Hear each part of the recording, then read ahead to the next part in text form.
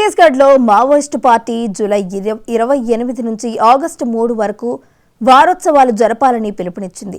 అమరవీరుల సంస్మరణ సభలు ఘనంగా నిర్వహించాలని సూచించింది. దీంతో భద్రతా బలగాలు అప్రమత్తమయ్యాయి. ఏజెన్సీ ప్రాంతాల్లోకి వెళ్లే వాహనాలను పోలీసులు తనిఖీ చేస్తున్నారు. స్థానికులు మావోయిస్టులకు సహకరించవద్దని హెచ్చరించారు. మావోయిస్టులు వారోత్సవాలతో పట్టు నిలుపుకోవాలని పోలీసులు వాటిని భగ్నం చేయాలని ప్రయత్నిస్తున్నారు. ఈ చర్యలతో ఏజెన్సీలో ఉద్రిక్త వాతావరణం నెలకొంది.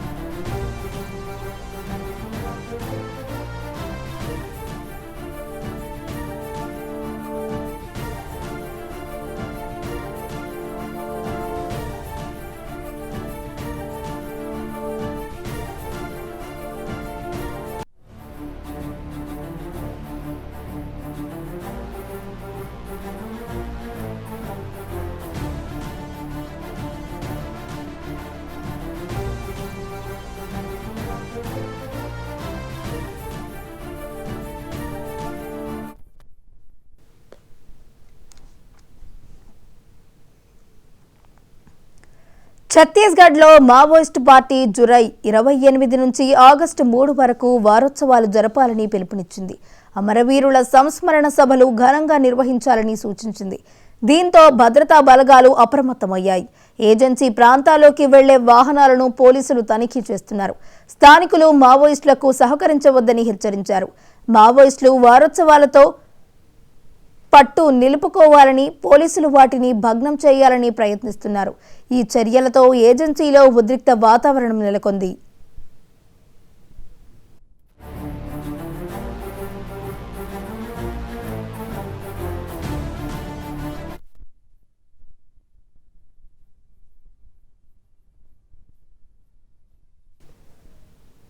ఛత్తీస్గఢ్లో మావోయిస్టు పార్టీ జూలై 28 నుంచి ఆగస్టు 3 వరకు కూడా వారోత్సవాలు జరపాలంటూ కూడా పిలుపునిచ్చడం జరిగింది. ఇక ఇదే అంశానికి సంబంధించి మరింత సమాచారాన్ని మా ప్రతినిధి రామకృష్ణ అందించడానికి సిద్ధంగా ఉన్నారు. రామకృష్ణ, చెప్పండి.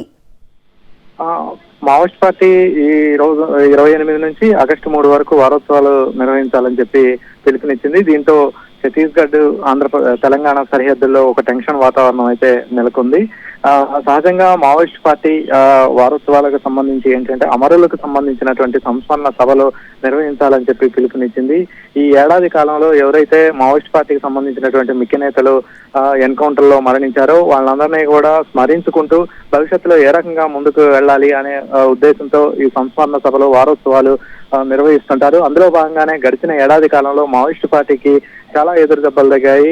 ఏకంగా మావోయిస్ట్ పార్టీ కేంద్ర కమిటీ కార్యదర్శి నంబాల కేశవరావు ఎన్కౌంటర్ లో మృతి చెందినటువంటి పరిస్థితి ఉంది. అనేక మంది కేంద్ర కమిటీ సభ్యులు ముఖ్య నేతలు కూడా ఈ ఎన్కౌంటర్ లో మరణించారు.